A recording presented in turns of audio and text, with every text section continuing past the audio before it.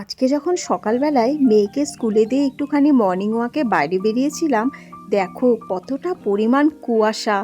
দেখো চারিদিক একেবারে কুয়াশায় ভরে রয়েছে, একেবারে গাছপালা সব কিছু ঢেকে গেছে, এমনকি দূর পর্যন্ত দেখা যাচ্ছে না। হানির বাবা এই কুয়াশার মধ্যেই দেখো সামনের দিকে হেঁটে হেঁটে যাচ্ছে। গুড মর্নিং বন্ধুরা, রত্না লাইফস্টাইল ভাগে তোমাদের সকলকে স্বাগত। আশা করি তোমরা সকলে সুস্থ আছো, ভালো আছো। আজকে মঙ্গলবার, আর এখন কটা বাজে? এখন প্রায় 10টা 10 বেজে গেছে বন্ধুরা। তো এখন থেকেই আমি ব্লগটা শুরু করছি। আর হানি চলে গেছে স্কুলে। আজকের থেকে না হানির এক্সাম শুরু হয়েছে, অবশ্যই হাফ ইয়ারলি পরীক্ষা। তো অনেক সকালে উঠেছি, মর্নিং ওয়াকেও গিয়েছিলাম। এখন ব্যাঙ্গালোরে কিন্তু বেশ ভালো ঠান্ডা রয়েছে। আর এখানে না পাথর কাটিং হচ্ছে, মানে মন্দির তৈরি হবে, সেই আওয়াজটা আসছে। তো চলো তোমাদেরকে একটা দারুণ জিনিস দেখাচ্ছি। তোমরা অবশ্যই আমার জিনিসটা কি দেখাচ্ছি তোমাদেরকে, 1 মিনিট। অবশ্যই আমার ছোট্ট বাগানের মধ্যেই রয়েছে সেটা। তো চলো দেখো তোমাদেরকে দেখাচ্ছি কতটা ফোকাস নিচ্ছে ক্যামেরা, দেখি। দেখো, দেখেছো? এই দেখো কোয়াশ গাছ হয়েছে বন্ধুরা, এই দেখো বেশ ভালো বড় হয়ে গেছে। আর হানির বাবা না এখানে দেখো কি সুন্দর করে একটা মাচার মতো করে দিয়েছে, কত সুন্দর লাগছে। এই দেখো গাছটা কিন্তু বেয়ে বেয়ে এখন পুরো মাচাটাকে ধরে নেবে, বেশ শক্ত করেই করেছে, ভালোই হয়েছে। আর এই সাইডে হলো এই যে লঙ্কা গাছ, এই যে বড় গাছটা, লঙ্কা টঙ্কা কবে হবে জানি না। আর এই সাইডে এই দেখো গাছগুলো সব বড় হয়ে গেছে। গাঁদা ফুলের গাছটাতে মনে হচ্ছে ফুল হবে, যে কুড়ি চলে এসেছে। আর এই দিকেও দোপাটি ফুলের গাছটা সব হয়ে গেছে বন্ধুরা, বড় বড় হয়ে যাচ্ছে। গোয়া থেকে ঘুরে আসার পরে না আমি ভেবেছিলাম গাছে জল দেওয়া না হলে গাছগুলো মরে যাবে, কিন্তু না, পাশের ঘরে দিদি জল দিয়ে দিয়েছিল, যার জন্য গাছগুলো বেঁচে গেছে। কারণ গোয়াতে তো অনেক দিন ছিলাম না, গাছগুলো জল কি করে পাবে? এই সাইডে দেখো না এরকম শেড দেওয়া রয়েছে, জলটা এই সাইডে আসে না, একমাত্র আমি দিলেই হয়। তো চলো ঘরের কাজগুলো এক এক করে করি। গতকালের জামাগুলোই বাইরে মেলা রয়েছে, কারণ গতকাল না লেট করে একটুখানি জামা কাপড় সব কিছু ধুয়েছি। তোমরা তো জানোই গতকাল রাম মন্দির উদ্বোধন হয়েছিল, তার জন্য ছুটি ছাটা অনেক কিছুই হয়েছে, অনেক জায়গায় পুজো হয়েছে। তো আমার হাজব্যান্ডের অফিসেও পুজো হয়েছিল, তো সেখানেই দুপুরবেলায় গিয়েছি, ওখানেই খাওয়া দাওয়া করেছি, খুব আনন্দ করেছিলাম। তো রান্নাবাড়ির ঝামেলা গতকাল ছিল না, আজকে রয়েছে, আজকে করতে হবে। আর সকালের ব্রেকফাস্ট বলতে আমি এখনও চা কিন্তু খাইনি, তবে হ্যাঁ একটুখানি সুজি করেছিলাম, হাজব্যান্ডকেও দিয়েছিলাম, আমিও খেয়েছি, হানিও খেয়ে স্কুলে গেছে। গতকাল কিছুটা চাল ধুয়ে টুয়ে রোদে দিয়ে রেখেছিলাম, তো চালগুলো শুকিয়ে গেছে। তো এখন না আমি সেগুলোকে ভালো করে একটু শিলনোড়ায় বেটে নেবো, যেহেতু আমার কাছে মিক্সিটা নেই এখনও, মিক্সি নষ্ট হয়ে যাওয়ার পরে আর কিনিই নি। তো শিলনোড়াতে একটুখানি পিষে নিই, পিষে অল্প অল্প একটুখানি পিঠে বানাবো। পেপারটা খুঁজে নিই, পেপারটা রেখেছিলাম ব্যাগের মধ্যে মনে হয়, হ্যাঁ পেয়েছি। হানির বাবাকে দিয়ে বেশ অনেকগুলো এই দেখো পেপার নিয়ে আসিয়েছি, কারণ চালটা গুঁড়ো করতে হবে। শিলনোড়াটা সকাল সকাল ধুয়ে দিয়েছি, চাল গুঁড়ো করার আগে শিলনোড়ার নিচেই পেপারটা পেতে নেব, তাহলে আমার চালগুলো নষ্ট হবে না, নাহলে না চালগুলো একেবারে মাটিতে পড়ে বিচ্ছিরি কাণ্ড হয়ে যাবে। অত কিন্তু আমি পিঠে ভালো বানাই না, পারদর্শীও না, মোটামুটি জাস্ট কাজ চালানোর মতো, মানে পেটে যাওয়া দিয়ে কথা। এই যে শিলনোড়াতে আমি চালটা বাটলাম না, আমার কিন্তু এক ফোঁটাও কষ্ট বোধ হলো না, বেশ তাড়াতাড়ি দেখলাম বাটা হয়ে গেল। আর এই যে চালনি দিয়ে ভালো করে চালগুলোকে চেলে নিচ্ছিলাম, আর যেটুকু চাল বেঁচে যাচ্ছিল সেটা আবার আমি শিলনোড়াতে পিষে নিলাম। আর এই দিকে দেখো হানির বাবা নারকেল কুড়িয়ে রেখেছিল সকালবেলায় আমার জন্য, তো সেটাই দিয়ে দিলাম। আর এর মধ্যে পাটালি গুড় দিয়ে দিলাম। পাটালি গুড়টা কিন্তু এখানে পাওয়াই যাচ্ছিল না, বেশ 2-3টে দোকান খুঁজে হানির বাবা তারপরে নিয়ে এসেছে। এটা শহরের দিকে তাড়াতাড়ি পাওয়া যায়, আসলে আমরা একটু গ্রাম সাইডে থাকি, এদিকে দোকান পাশাতে হয়তো রাখে না, কিন্তু শপিং মলগুলোতে ডিমার্টে এদিকে কিন্তু ভালোই পাওয়া যায় দেখি, ওখানে তো আবার নারকেলও বিক্রি হয়। তো দেখো আমি কিন্তু পুলিগুলো ভালো করে নারকেলের পুর দিয়ে ভরে দিয়েছি। এই দেখো আমি দুধের মধ্যে এক এক করে ছেড়ে দিচ্ছি, দুধটা ভালো করে জাল দিয়ে একটুখানি গাঢ় করে নিয়েছিলাম, তারপরে এই পুলি পিঠেগুলো আস্তে আস্তে দিয়ে দিচ্ছি। এবার বেশ কিছুক্ষণ ফোটানোর পরে তারপরে আমি ঢেকে দেব, অবশ্যই একটুখানি ঠান্ডা হতে দেব, যাতে বেশ একটু গাঢ় হয়ে ওঠে। তো চলো, আমার পিঠে বানানো মোটামুটি হয়ে গেল, কমপ্লিট।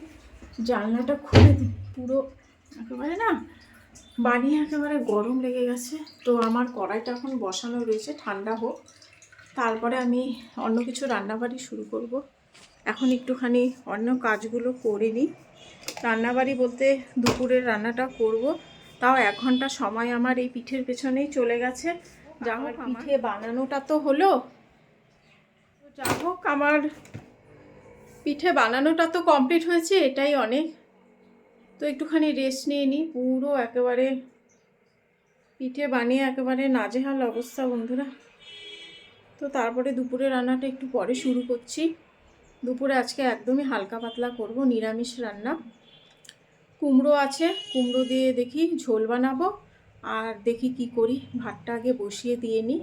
অবশ্যই একটুক্ষণ পরে একটু রেস্ট। গতকাল ওই যে দেখতে পাচ্ছ, যে পুরো সাজানো হয়েছিল পতাকা দিয়ে, গেরুয়া রঙের, পুরো এই রাস্তাটা জুড়ে। তোমরা হয়তো দেখতে পাচ্ছ এই দিক দিয়ে পুরো এখানে পুজো হয়েছে। দেখো আমার কাণ্ড, এটার মধ্যে রয়েছে আমার নেল পালিশ। আমি এখন নেল পালিশ করব। তো রিমুভার দিয়ে উঠিয়ে নিয়েছি পুরনো নেল পালিশটা। এবার একটা নতুন নেল পালিশ করব। এই যে একটা পরেছি, মানে একটা আঙ্গুলের জাস্ট 1 কোট দেওয়া হয়ে গেছে। আরগুলোতে দিই। আসলে না নেল পালিশ পরতে আমার ভীষণ ভালো লাগে, বিভিন্ন কালারে। আর না পরলেও না নেল পালিশগুলো নষ্ট হয়ে যাচ্ছে, জমে যাচ্ছে। এই দেখো নখের মধ্যে দিলাম, কালারটা কেমন লাগছে। ইচ্ছা ছিল এই দুটো তো অন্য কালার করব, কিন্তু এই যে নেল পালিশটা পরলাম, এখন আবার আমাকে বেশ কিছুক্ষণ ওয়েট করতে হবে শুকানোর জন্য, নাহলে রান্নাঘরে গেলেই এখন কিন্তু একেবারেই সব শেষ হয়ে যাবে। কালারটা কেমন লাগছে, ভালো না? আমার তো হলুদ কালার ভীষণ ভালো লাগে। মানে হলুদ কালারের নেল পালিশ বলে না, হলুদ কালারের চুড়িদার, জামা, হলুদ কালারের বেডশিট, আমার সব কিছু হলুদ খুব ভালো লাগে। আর হলুদ খুব ব্রাইট না, দেখতেও খুব সুন্দর লাগে, আর চোখেও পড়ে কিন্তু খুব সহজে। তো চলো, এই দেখো 1 কোটে এরকম হয়েছে কালারটা। কয়দিন যাবে কে জানে এই জামা কাপড় আর ঘর মোছা, ঝাড়ু দেওয়া, বাসন মাজা এগুলো করতে করতে না, মানে ঝাড়ু দেওয়াটা আর ঘর মোছা বাদ দিয়ে, মানে বাসন মাজতে মাজতেই সব নেল পালিশ উঠে চলে যায়। আমার তো 2 দিনেই নেল পালিশের রং চলে যায়।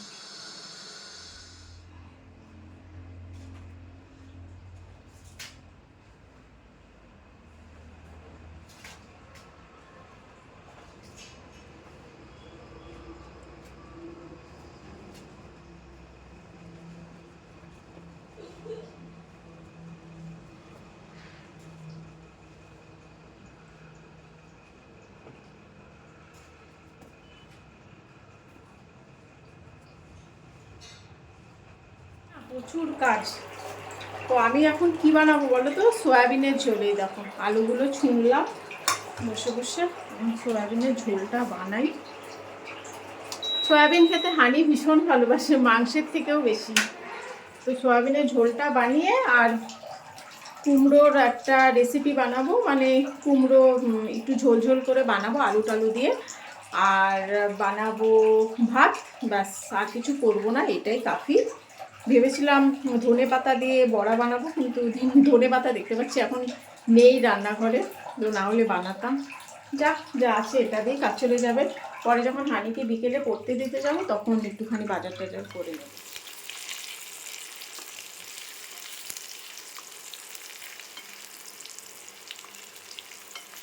প্রথমে ভেবেছিলাম যে ডিমের ঝোল রান্না করব আলু দিয়ে, তারপরে ভাবলাম যে না, আমার মেয়ে তো সয়াবিনের ঝোলও খেতে বেশ ভালোবাসে, মাংসের পরিবর্তে ও তো সয়াবিনের ঝোল যদি রান্না করা হয় না তাহলে সেটাই খাবে, মনে হয় মাংসটাই বাদ দিয়ে দিবে। তো ওর কথা ভেবেই আমি সয়াবিনের ঝোলটা রান্না করছি। যেহেতু রান্নাটা আমি ইন্ডাকশানে করছি সেজন্য একটু তাড়াতাড়ি করছিলাম, কারণ আমার গ্যাসটা একটুখানি কমই রয়েছে। আর কারেন্ট তো এখানে প্রচণ্ড চলে যায়, সেটাই হলো একটা ঝামেলা। কারেন্ট চলে গেলে কিন্তু মিনিমাম 2 ঘন্টার আগে কারেন্ট আসবে না, তাই তাড়াতাড়ি করারই চেষ্টা করছিলাম। আমি আবার সয়াবিন ভালো করে সিদ্ধ করে চিপে নিয়ে তারপরে ভালো করে লবণ আর অল্প হলুদ দিয়ে ভাজাটা করি, তাহলে না সয়াবিনটা খেতেও ভালো লাগে, একটু ক্রাঞ্চি টাইপের হয়, এজন্য টেস্টিও হয়।